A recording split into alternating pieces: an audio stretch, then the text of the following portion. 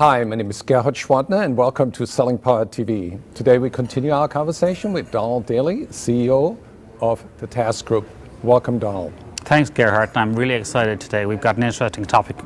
Let's talk about analytics. Historically, that was the domain of finance, and then it moved to marketing and then into sales. Can you share how, percentage-wise, how many companies are using analytics today to improve sales effectiveness? Well, I think there's a small number of companies who are using analytics that are improving effectiveness. And I think that's different. And I look at analytics in a couple of different segments. So firstly, you start with data, and you have lots of tremendously powerful analytics tools.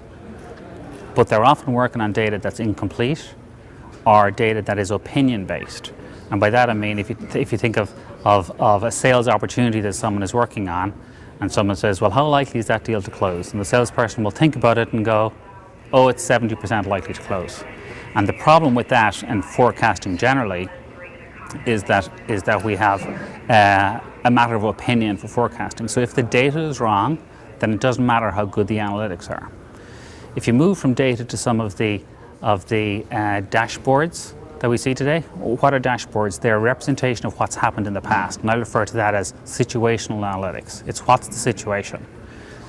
But given the amount of data that people have, then wouldn't it make sense to try and to get some insight from that data and be able to predict the future? And I'll kind of talk about that in terms of predictive analytics. So if this happened in the past and the situation and the circumstances are similar, then it's likely to happen in the future. And then you get to the kind of nirvana of analytics that says, okay, so based on that, here's what you should do.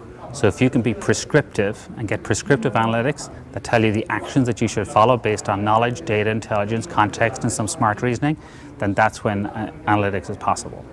Don, what does your company do in terms of predictive analytics? So there are two things that we do. Firstly, we help people sell smarter. So we kind of triangulate all the data that they use. We use deep methodology to identify whether someone is using perhaps the right competitive strategy, whether they're speaking to the right people.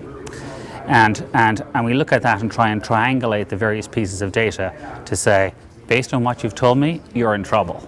And you should do the following. So on a specific deal level, we'll do like automatic deal inspection and say, we will prescribe that you should do tactics A, B, C, and D.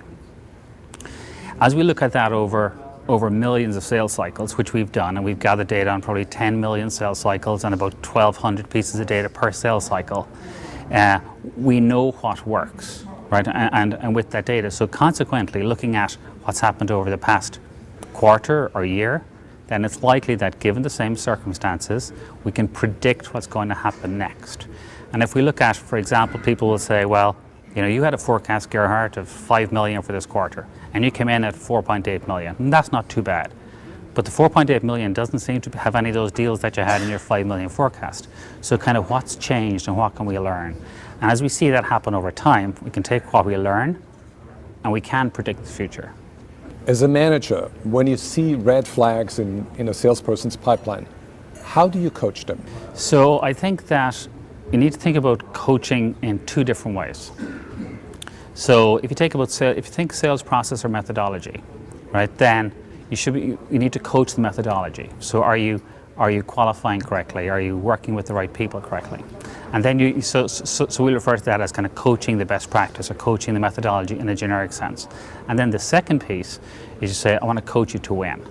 So we teach people to say, follow best practice, have a common language, use some technology to effectively coach the methodology for you because it does it the same way every time based on the context of your deal, and then allow the manager to bring the expertise that they have to how to win the deal. And what should happen in the coaching sense is instead of me having the conversation with you, Gerhard, that goes, Gerhard, you lost the deal. You go, I know. And there's not a lot of value that happens in that conversation. Whereas the coaching conversation should be, I see you've done these things and you're stuck on these 3 things. How can I help you?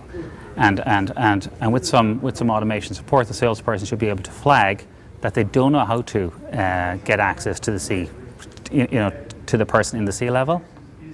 And then so we coach people to focus on those areas where they can kind of significantly move the needle as opposed to check for the data.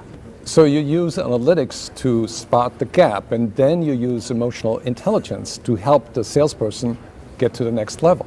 Absolutely, and it's trying to blend the art and the science. Thank you, Donald. We are going to continue our conversation tomorrow where we talk about account management.